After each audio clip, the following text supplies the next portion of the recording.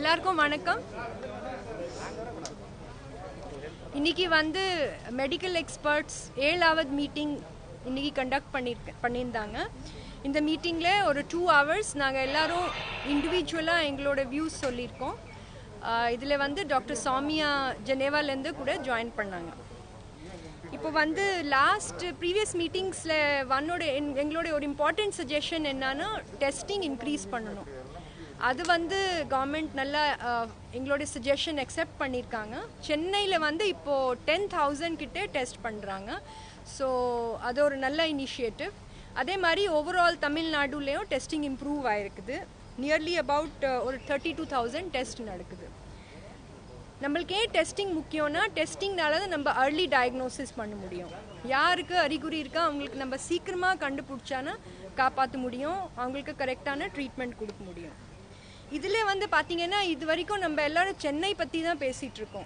ஆனால் இப்போது last 2 weeksோட data பார்க்கும்போது எங்களுடைய அப்சர்வேஷன் என்னன்னா மிச்சம் சில டிஸ்ட்ரிக்ஸ் எங்கள் சிட்டி பாப்புலேஷன் ஜாஸ்தியாக இருக்கிறது. ஃபார் எக்ஸாம்பிள் திருச்சி, மதுரை, வெள்ளூர், திருவண்ணாமலை, அங்கேயும் வந்து கொஞ்சம் அப்வர்ட் ட்ரெண்ட் இருக்குது.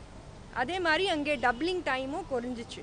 அதனால சென்னையில் பண்ண இனிஷியேட்டிவ்ஸும் நம்ம மிச்சம் சிட்டிஸ்க்கும் ரெப்ளிகேட் பண்ணணும். இதில் வந்து பார்த்திங்கன்னா ஒரு சக்ஸஸ்ஃபுல் இனிஷியேட்டிவ் வந்து ஃபீவர் கிளினிக்ஸ்னால் ஒரு கம்யூனிட்டியில் போய் டாக்டரும் வந்து அவங்க யாருக்கு அறிகுறி இருக்குது அவங்களுக்கு வந்து எக்ஸாமின் பண்ணி அங்கே லேப் டெக்னீஷியன் வச்சு டெஸ்ட் எடுக்கிறாங்க. இந்த இனிஷியேட்டிவ் சென்னையில் நிறைய ஏரியாஸில் பண்ணியிருக்காங்க. அதனால தான் நம்மளால் நிறைய கேஸ் கண்டுபிடிக்க முடியுது. அதனால தான் நம்மளுக்கு ஒரு சென்னையில் கொஞ்சம் ட்ரெண்ட் இப்போது ஃபேவரபிள் ஆகுது. ஸோ இந்த இனிஷியேட்டிவ் வந்து நாங்கள் மிச்சம் டிஸ்ட்ரிக்ட்லேயும் எங்கே அப்வர்ட் ட்ரெண்ட் இருக்குது அதை ரெப்ளிகேட் பண்ண சொல்லியிருக்கோம். ஸோ இதோட அட்வான்டேஜ் என்னன்னா யார் வந்து உங்கள் ஏரியாவில் ஃபீவர் கிளினிக்கு அவங்க ஒரு கேலண்டர் கொடுத்தாங்கன்னா ஏதோ ஒரு சிம்டம் இருந்தாலும் ஜுரம், சளி, இருமல், மூச்சு வாங்குறது கஷ்டமாக இருந்தது, இல்லை சோர் த்ரோட்டு, அதே மாதிரி சில சிம்டம் ஸ்பெசிஃபிக் டு கோவிட் இருக்குது. லாஸ் ஆஃப் ஸ்மெல் சொல்லுவோம், அவங்களுக்கு ஸ்மெல்லு தெரியாது, இல்லை லாஸ் ஆஃப் டேஸ்ட், இந்த மாதிரி ஏதாவது ஒரு அறிகுறி இருந்தானா அவங்க வந்து அந்த ஃபீவர் கிளினிக் போயிடலாம். அங்கே வந்து அவங்க டெஸ்ட் எடுப்பாங்க. அடுத்தது வந்து வாலண்டியர்ஸ். இங்கே சென்னையில் பார்த்தீங்கன்னா வாலண்டியர்ஸ் வீடாக போகிறாங்க, இல்லை ரூரல் ஏரியாஸில் பப்ளிக் ஹெல்த் ஒர்க் ஃபோர்ஸ் அவங்க போகும்போதும் சப்போஸ் இதுலேருந்து உங்களுக்கு ஏதாவது ஒரு சிம்டம் இருந்தானா ஜனங்க வந்து ரிப்போர்ட் பண்ணால் அதை நம்ம சீக்கிரமாக கண்டுபிடிக்க முடியும். இப்போது சில பேர் வந்து நம்பர் இன்க்ரீஸ் ஆகுது ரொம்ப பயப்படுறாங்க. ஆனால் பார்த்தீங்கன்னா சென்னையில் நம்பர் இன்க்ரீஸ் ஆனாலும் டப்ளிங் டைம் இன்க்ரீஸ் ஆயிடுச்சு. அது நல்லது. தட் இஸ் எத்தனை நாளில் நம்மளோட கேஸ் டபுள் ஆகுதுன்னா அது இன்க்ரீஸ் ஆகிருக்கு. அதோட ரீசன் என்னன்னா நம்ம நிறைய கேஸ் கண்டுபிடிச்சிருக்கோம். ரெண்டாவது வந்து சில ஏரியாஸில் பார்த்தீங்கன்னா கொஞ்சம் டிரான்ஸ்மிஷன் ஸ்லோ ஆகுது. ஸோ இந்த ட்ரெண்ட் வந்து சஸ்டெயின் பண்ணணும். அந்த சஸ்டெயின் பண்ணுறதுக்கு ஜனங்களுக்கு ஆப்ரேஷனும் வேணும். இப்போது இருக்கிற இனிஷியேட்டிவும் அப்படியே சஸ்டெயின் பண்ணிகிட்டே இருக்கணும். ஸோ நம்மளோட ஃபோக்கஸ் என்னன்னா டெத் குறைக்கணும், ஏர்லி ஸ்டேஜில் டிடெக்ட் பண்ணணும். நம்ம ஃபோக்கஸ் பண்ணக்கூடாது. டெஸ்டிங் பண்ணும்போது ஜாஸ்தி கேஸ் வரும், ஆனால் அது கண்டுபிடிச்சிட்டு நம்ம ஈஸியாக அவங்களுக்கு சீக்கிரமாக ஹாஸ்பிட்டலில் கொண்டு வரும். அப்போ தான் டெத் குறைக்க முடியும். அதனால என்னோடய ரிக்வெஸ்ட் என்னென்னா மீடியா வந்து நிறைய கேஸால் ரொம்ப கவலைப்படாமல் நம்ம டெத்து நம்மளால் குறைக்க முடியுதா அதுதான் நம்ம ஃபோக்கஸ் பண்ணணும். லாஸ்ட்டாக வந்து ஒரு லாக்டவுன் வந்து எங்கள் கமிட்டி வந்து டிட் நாட் ரெக்கமெண்ட் லாக்டவுன்னா என்ன சொல்கிறாங்க, இது ஒரு பிளண்ட் இன்ஸ்ட்ருமெண்ட், இது வந்து பெஸ்ட் சொல்யூஷன் கிடையாது. ஆனால் சில டைம் தேவைப்படும் போது பண்ணணும். ஆனால் எப்போவுமே லாக்டவுனே ஒரு சொல்யூஷன் கிடையாது இந்த கோவிட் எபிடமிக்கு. சென்னையில் பார்த்தீங்கன்னா இந்த லாக்டவுனால் நம்மளுக்கு டப்ளிங் டைம் இன்க்ரீஸ் பண்ண முடியுது, டிரான்ஸ்மிஷனும் ஸ்லோ டவுன் ஆச்சு.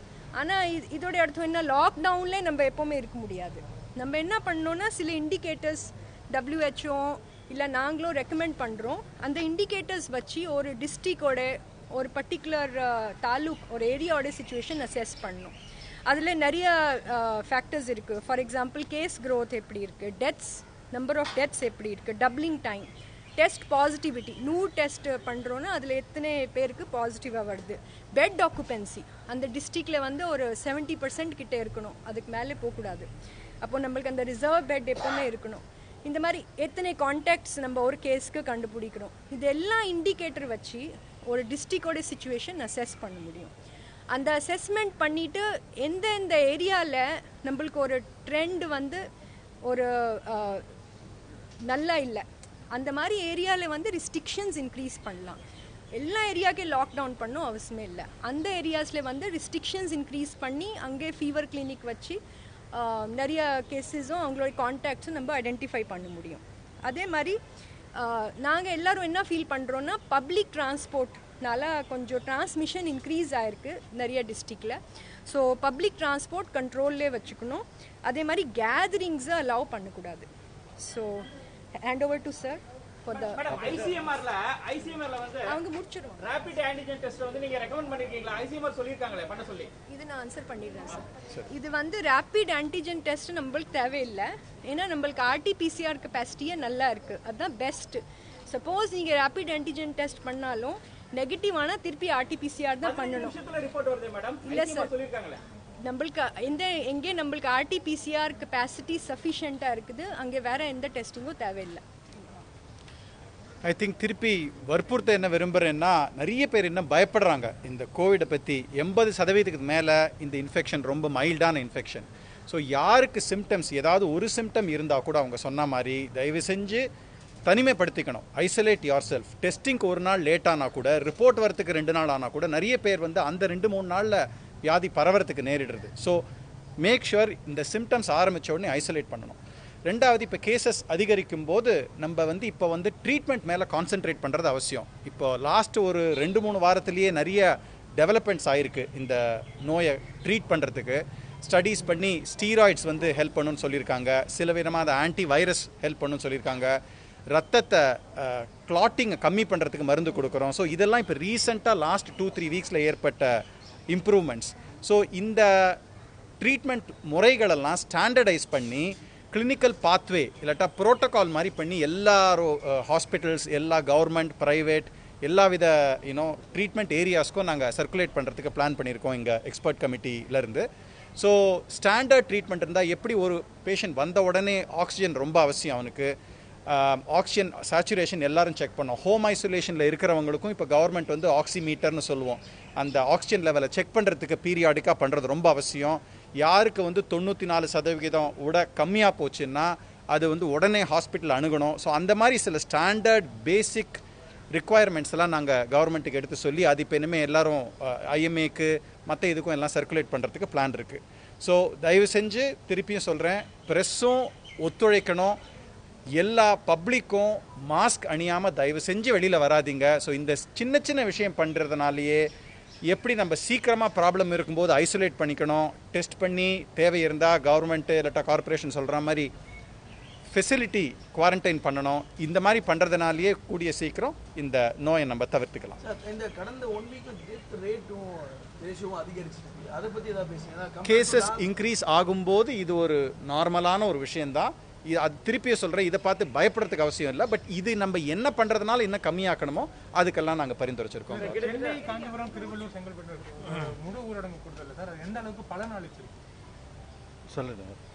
திருப்பியே சொல்கிறேன், லாக்டவுன் வந்து specific, it is a very standard, it's a very broad weapon. இது வந்து ஒரு பெரிய கோடாலி எடுத்து ஒரு கொசுவை கொல்ற மாதிரி. So initially it is necessary to ensure that எல்லாருக்கும் இதை பற்றி தெரிஞ்சிருக்கு புரிஞ்சிருக்குங்கிறத பற்றி அவசியம். கண்டிப்பாக லாக்டவுனில் பெனிஃபிட் வந்திருக்கு. ஆனால் இப்போ நம்ம வந்து மற்ற விஷயத்தையும் பார்க்கணும். இந்த மாதிரி லாக்டவுனே இன்னும் 6 மாதம் பண்ணுறதுல பிரயோஜனம் இல்லை. ஸோ வேறு யுக்தியை நம்ம உபயோகிக்கப்படுத்த வேண்டியது. அந்த மாதிரி ரெக்கமெண்டேஷன்ஸ் எதுவும் இந்த டீம் கொடுக்கல, அப்படிதானே சார்? கொடுத்துருக்கு. இப்போ லாக்டவுன் நாங்கள் ரெக்கமெண்ட் பண்ணல, ரெஸ்ட்ரிக்ஷன்ஸ் ரெக்கமெண்ட் பண்ணியிருக்கோம். நாங்கள் சொன்ன இண்டிகேட்டர்ஸ் ஸ்டடி பண்ணி ரெஸ்ட்ரிக்ஷன்ஸ் ரெக்கமெண்ட் பண்ணியிருக்கோம். வணக்கம், உங்கள் அனைவருக்கும் வாழ்த்துக்கள். இந்த மாண்புமிகு முதல்வருடைய இந்த மீட்டிங் வந்து ஒரு 2.5 hours மேலே நடந்தது. மாண்புமிகு முதல்வர், சுகாதார அமைச்சர், அப்புறம் முதன்மை செயலாளர் மற்றும் அதிகாரிகள், எக்ஸ்பர்ட்ஸ் குரூப் எல்லாம் உட்காந்து பேசணும். இதில் வந்து என்னென்ன முக்கியமாக தெரிஞ்சுக்க வேண்டியது, மக்கள் மத்தியில் இதை பற்றி பீதி அதிகமாக இருக்கிறது. பாசிட்டிவ்னு தெரிஞ்சவொடனே ரொம்ப பயப்படுறாங்க, ஹாஸ்பிட்டலுக்கு போகிறது பயப்படுறாங்க. அறிகுறிகள் தெரிஞ்சால் முதல்ல சீக்கிரமாக டெஸ்ட் பண்ணிவிட்டு ஹாஸ்பிட்டலில் சேரணும். ஹாஸ்பிட்டலில் வந்து அட்மிஷன் போகும்போது 0 டிலே, எந்த விதமான தாமதமும் இல்லாமல் மக்கள் அனுமதிக்கப்பட வேண்டும். அவர்களுக்கு நவீன சிகிச்சைகள் அளிக்கப்பட வேண்டும் என்பதை பற்றி நாங்கள் சொன்னோம். முதல்வர் அவர்களும் அதுக்கான உத்தரவுகளை பிறப்பித்திருக்கிறார்கள். இன்றைக்கி சென்னை மாதிரி என்னென்ன செஞ்சுமோ அதே காரியங்களை மற்ற மாவட்டங்களையும் செய்கிறதுக்கு முயற்சிகள் செய்யப்பட்டு வருகிறது. மாவட்டங்களில் மட்டுமே 3500 பேருக்கு மேலே மற்ற மாநிலங்களில் இருந்தெல்லாம் வந்திருக்கிறாங்க. அவங்களால தான் இந்த பாசிட்டிவிட்டி இன்க்ரீஸ் ஆகுது. அதே மாதிரி மக்கள் மத்தியில் வந்து இந்த கை கழுவுதல், மாஸ்க் அணிதல், சோஷியல் டிஸ்டன்ஸிங்லாம் குறையுது. அதனால தான் இந்த கடந்த லாக்டவுன் கூட நம்ம ட்ரை பண்ணாங்க. அதில் நல்ல பெனிஃபிட் இருக்குது டாக்டர் சொன்ன மாதிரி. ஆனால் அதை வந்து நீட்டிக்க முடியாது. ஏன்னா சமூக பொருளாதார விஷயங்கள் வந்து இதில் இருக்கிறதுனால அது வந்து நீட்டிக்க முடியாது. அதனால் மக்கள் மத்தியில் வந்து விழிப்புணர்ச்சி வரணும். அவங்களுக்கு வந்து காய்ச்சலோ இருமலோ மூச்சு திணறலோ உடல் சோர்வோ இருந்தாக்கா உடனடியாக அவங்க போயிட்டு டெஸ்ட் பண்ணிவிட்டு சிகிச்சைக்கான இது பண்ணணும். 75,000 பெட்டு தமிழ்நாடு முழுதும் ரெடியாக இருக்குது. சென்னையிலையும் மருத்துவமனைகளும் குவாரண்டைன் ஃபெசிலிட்டியும் இன்க்ரீஸாக இருக்குது.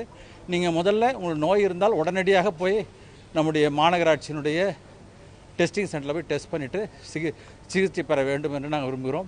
இந்த கேசஸ் பாசிட்டிவிட்டி இன்க்ரீஸ் ஆகிறது வந்து நம்ம வந்து நோயை கட்டுப்படுத்துறதில் முழு முயற்சியோடு இருக்கிறோம். அதிகமான நோயாளிகளை பாசிட்டிவிட்டி கண்டுபிடிக்கும் போது அவர்கள் தனிமைப்படுத்தப்பட்டதுனால மற்றவங்களுக்கு நோய் பரவாது, வயதானவர்களுக்கு இந்த நோய் பரவுறது குறையும், ரொம்ப முக்கியம். அதே மாதிரி இந்த NCD உடன் நோய்கள், டயபெட்டிஸ், ஹைப்பர் டென்ஷன் தான் நிறைய பேர் இறந்துருக்காங்க. இதில் அது மாதிரி இருக்கிறவங்க உடனடியாக பரிசோதனை செய்து கொண்டு சிகிச்சை எடுக்கணும்னு நினைக்கிறோம்.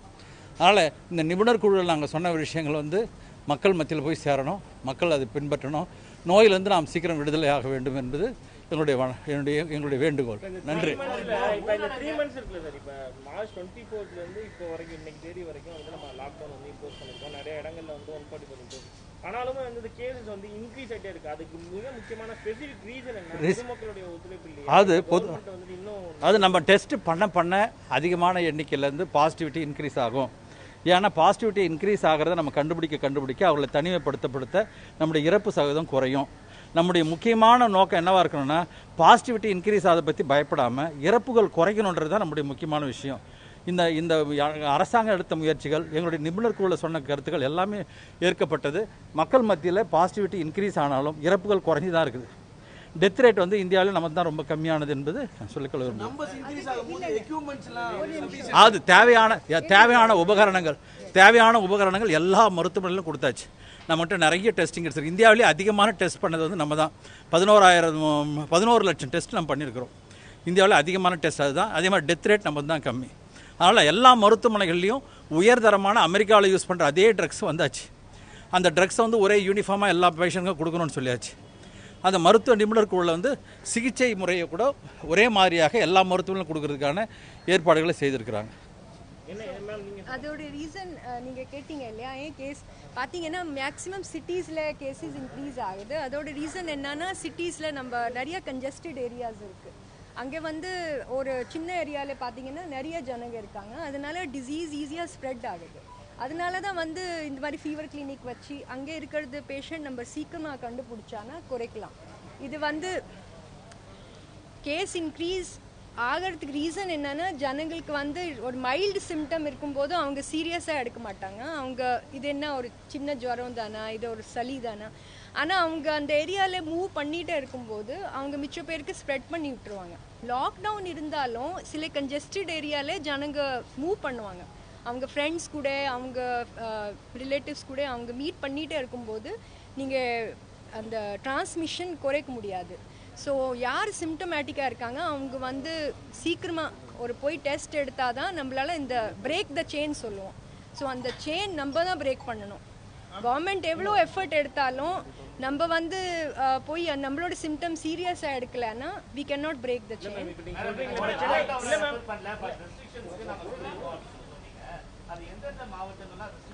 இல்லை சார், அது வந்து அவங்க எல்லா டிஸ்ட்ரிக்கும் நாங்கள் சில இண்டிகேட்டர் கொடுத்துருக்கோம். அந்த இண்டிகேட்டர் வச்சு அவங்க ஸ்டடி பண்ணணும்.